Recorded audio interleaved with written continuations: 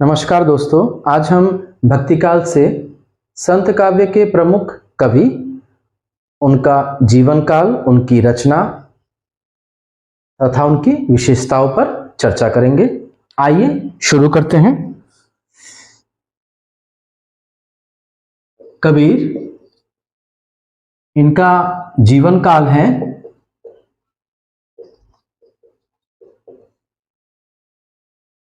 1398 से 1518 तक,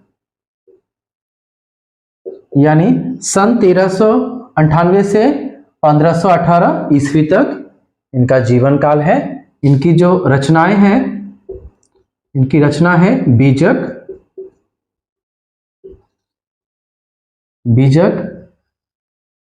इसका संकलन धर्मदास द्वारा किया गया, यानी इनकी बीजक का जो संकलन है वो धर्मदास द्वारा ही किया गया। इसके 3 भाग हैं, साखी, सबद, रमेनी। और हम कबीर की विशेषताओं की बात करें तो आप लोग नोट डाउन कर लीजिए।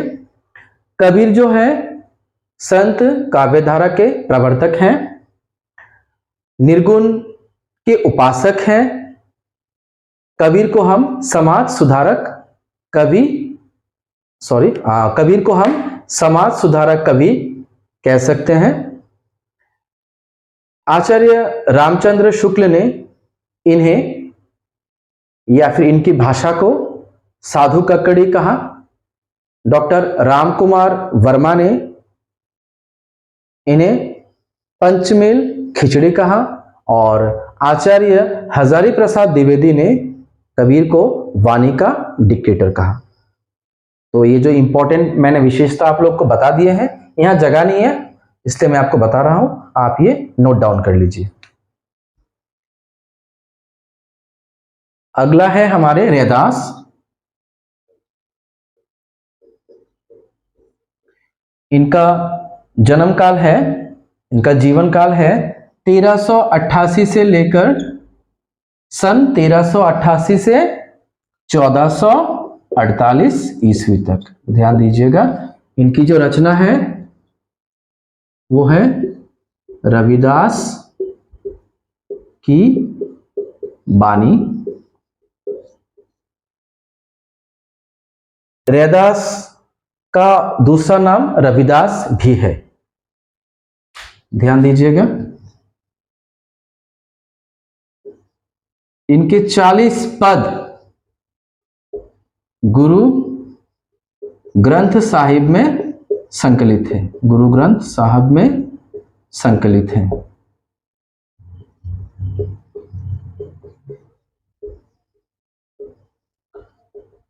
हम अभी इनके विशेषताओं की बात करेंगे।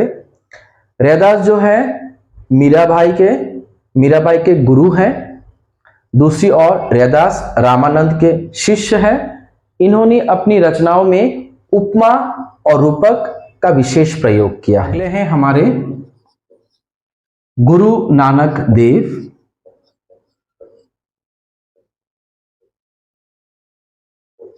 इनका जीवन काल है 1469 से 1538 ईस्वी तक और इनकी जो रचनाएं हैं वो है जापजी,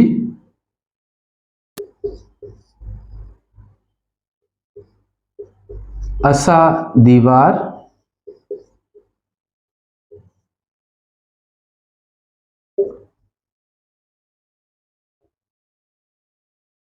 रहीदास, सोहिला। ये इनकी रचनाएं हैं। जापजी, असा दीवार, यहां होगा जपुजी, असा दीवार, रहीदास और सोहिला। इनकी हम विशेषताओं की बात करें तो गुरु नानक देव जो है सिख संप्रदाय के प्रवर्तक हैं। निर्गुण ब्रह्मा के उपासक भी माने जाते हैं और इनकी रचनाओं की जो भाषा है, इनकी रचनाओं में हमें शांत रस देखने को मिलता है। अगला है हमारे दादू दयाल। इनका जीवन काल है 1544 से 1603 ईस्वी तक और इनकी जो रचनाएं हैं वो है हरडेवानी, अंगवधु, हरडेवानी, अंगवधु। अगला है परशुराम चतुर्वेदी द्वारा संपादित, दादू दयाल द्वारा संपादित दादू दयाल, ये इनकी रचनाएं हैं। और इनकी विशेषताओं की बात करें तो दादू दयाल को हम धर्म तथा समाज सुधारक कवि कह सकते हैं। दूसरी ओर ये रहस्यवादी कवि के रूप में भी विख्यात हैं। इनकी जो भाषा है वो ब्रज भाषा है, यानी ये ब्रज भाषा के कवि माने जाते हैं। हम आगे बढ़ेंगे।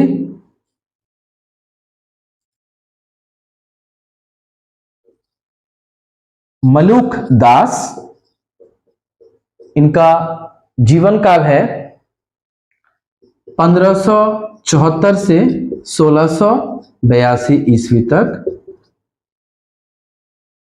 इनकी जो रचनाएं हैं वो हैं ज्ञान बोध,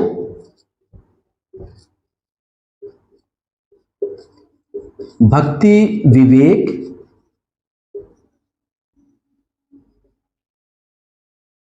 रत्न खान, राम अवतार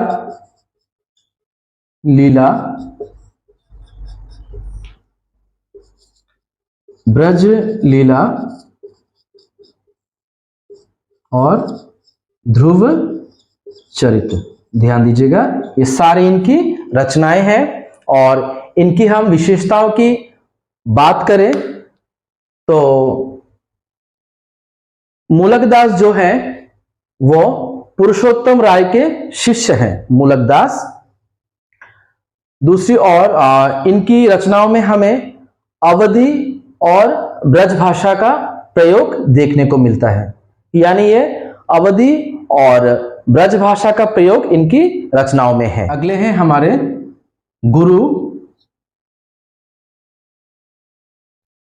गुरु अर्जुन देव। इनका जीवन काल है 1563 से 1606 तक। ध्यान दीजिएगा, इनका जीवन काल है सन 1563 से 1606 तक। इनकी जो रचनाएं हैं वो है सुखमणि, 52 अक्षरी इनकी रचना है। और इनकी जो विशेषता है, गुरु अर्जुन देव ये भी दादू दयाल के शिष्य हैं।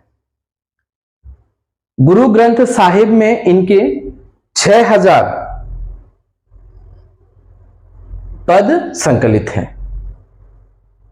हम आगे बढ़ेंगे। हरिदास निरंजनी,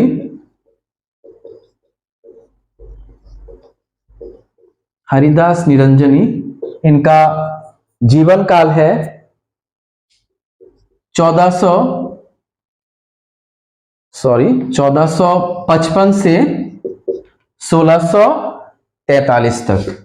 1455 से 1643 43 तक इनका जीवन काल है। इनकी जो रचना है वो है अष्टपदी जोग ग्रंथ,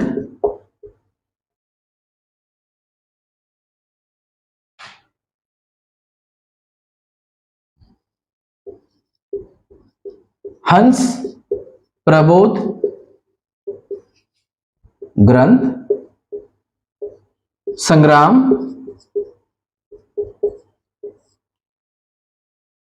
जोग ग्रंथ, ये इनकी रचनाएं हैं। संग्राम जोग ग्रंथ और पूजा जोग ग्रंथ,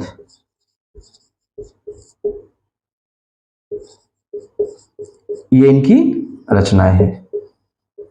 और इनकी जो विशेषता है, हरिदास निरंजनी जो है निरंजनी संप्रदाय के कवि हैं। इनकी रचनाओं में इन्होंने सहज सरल भाषा का प्रयोग किया है। अगले हैं हमारे सुंदरदास।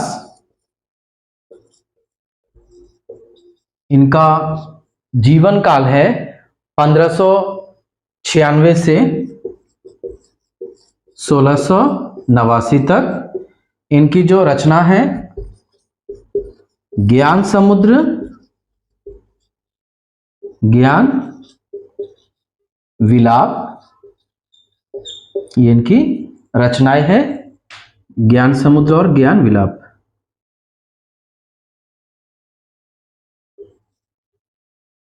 ज्ञान समुद्र और ज्ञान विलाप इनकी रचनाएं हैं। इनकी विशेषताओं की बात करें तो सुंदरदास दादू दयाल के शिष्य माने जाते हैं। दूसरी ओर सुंदरदास श्रृंगारिक रस के विरोधी हैं।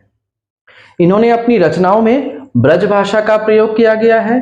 दूसरी ओर सुंदरदास को हम प्रतिभाशाली कवि भी कह सकते हैं। तो मेरा ये वीडियो आप लोग को कैसा लगा आप मुझे कमेंट में जरूर बताइएगा। साथ ही आप मेरे चैनल को सब्सक्राइब कीजिए ताकि मैं ऐसे और भी वीडियोस आप लोग के सामने प्रस्तुत कर सकूं। तब तक के लिए आप लोगों से इजाजत मांगता हूं। धन्यवाद।